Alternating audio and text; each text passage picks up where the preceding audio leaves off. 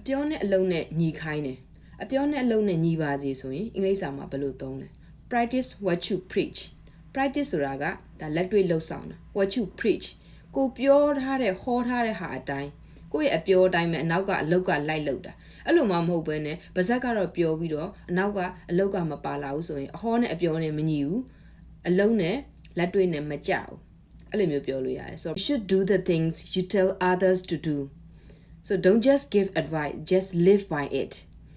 ကိုကသူများကိုပြောထားတဲ့အတိုင်းကိုကလည်းအဲ့တိုင်းပဲလိုက်နေခိုင်းတာအကြံဉာဏ်တွေပေးမနေနဲ့နင်ရောအဲ့ကြံဉာဏ်တိုင်းလိုက်နေလား so live by it အဲ့တိုင်းကိုနင်လိုက်နေ For example, John always tells his co-worker to be on time for work, but he himself show up late almost every day. So his co-workers say, John doesn't practice what he preach. သူက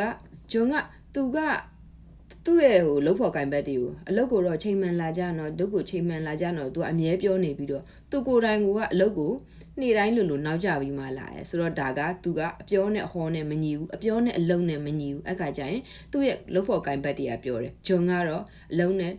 အပြောနဲ့မညီဘူးအပြောနဲ့အဟောနဲ့မညီတဲ့သူဖြစ်နေတယ်လို့ပြောကြတယ်